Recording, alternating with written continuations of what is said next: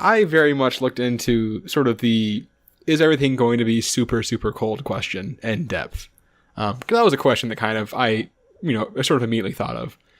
Which one quick, like, aside, I feel like so many times on this show, I wind up looking up things that are very popular, like middle school science projects, but that I can't actually find the answer to things for. It's really annoying. Yeah, you just get like the whole experiment, but like the data's like blank. Right, just, yeah. Like, fill it in yourself. And exactly, like, yeah. It's time to do science. There's a conspiracy among scientists to not say, like, the conductivity of Jell-O or, like, how, things like that, because they get used for middle school science projects and they don't want kids to be able to cheat on their assignments. But anyway, so is a constant layer of ice on the ground going to make it really fucking cold all the time? And the answer is yes. Yes, it is. Damn. Didn't see that coming. So sort of to expound on that, sort of heat is just like the transfer of thermal energy between stuff. So, things try to reach an equilibrium. So if you have a cold thing in a hot area, the cold thing is going to heat up as it pulls in thermal energy, and then the surrounding area will get a little bit colder. So I actually read this thing. I was kind of wondering what, like, the effects of having, like, ice in a room would be. And I found this thing where this guy, basically, he didn't have an AC, and it was really hot, and he wanted to figure out if freezing, like, filling up a 2-liter, like, Coke bottle with water, and then freezing it, and then putting it in front of a fan would actually cool down his room. Room was, like, 20 by 12 by 8. He said that the ambient temperature was, like, 77 degrees, and the ice was 14 degrees. Both Fahrenheit. So colder than our ice, but it winds up being kind of irrelevant. So we'll get to that. And with perfect conditions with regards to, like, efficiency and, like, air leakage and stuff like that, that would cool the room by about 20 degrees Fahrenheit. That 2-liter block of ice. What? That's a good amount. It's a lot more than I expected. Well, and in practice, it would not actually be that big of a difference because, like, cool air is going to leak out from the windows, and, like, it's not going to be a perfect seal in the room, and the, like, transfer is not going to be 100% efficient between, like, the bottle and the room. But even if you, like, assume, like, overall 20% efficiency, that's 4 degrees from a lot less ice than we're talking about here. So it is going to have an effect, definitely. And this is where we sort of bring up the elephant in the room, that obviously this never-melting ice 100% breaks physics entirely, because... Yay! Yeah, well... I like when we break physics. So here's the problem, is that the ice doesn't melt, which means that the ice never gets any hotter. The temperature doesn't change. So that means that we basically just effectively have an infinite heat sink that is suddenly the world. Yeah... So it's not as bad as that statement sounds. Sounds pretty bad. It is pretty bad, but my original plan was to figure out, like, if there's this much energy coming down from the sun, and this much, like, being absorbed by the surface, gap of energy, from the ice, like, how much is it going to deplete? What is the eventual impact going to be?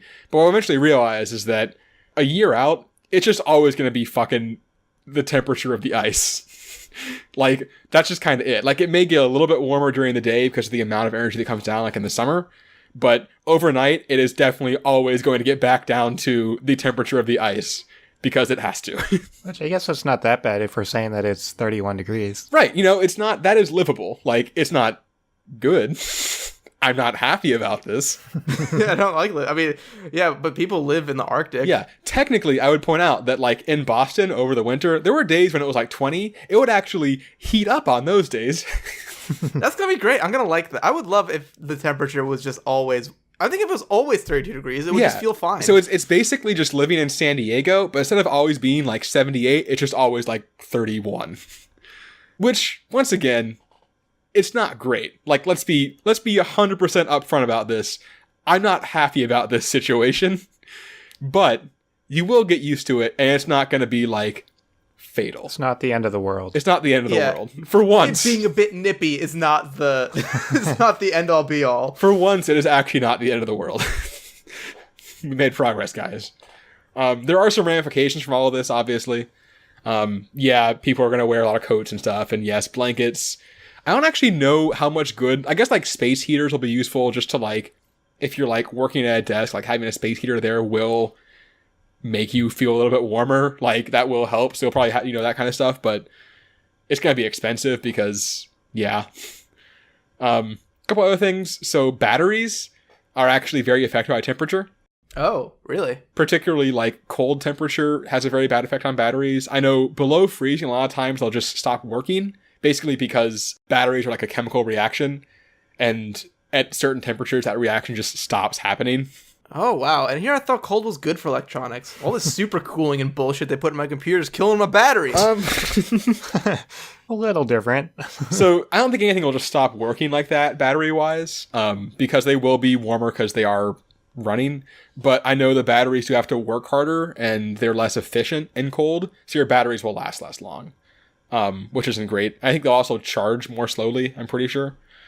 So also apparently in all of this research, I learned that the exact mechanisms of all this is not actually 100% understood, which is kind of... I love when that happens. Yeah.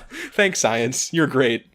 It's like the aerodynamics of squid that one time. Science didn't know about that shit Right, either. yeah.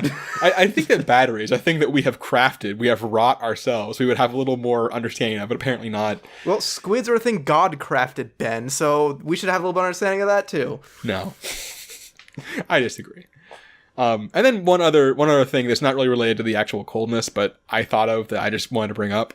That's not something we'd really think of necessarily, but sunscreen and sunglasses are actually going to be very important because ice is reflective. Oh, yeah, it's going to be very bright. And so it's going to be very bright when the sun is out. And then also you're actually going to it's going to be much easier to get a sunburn because you will basically be getting... The light from the sun will reflect off the ice and come back onto you again.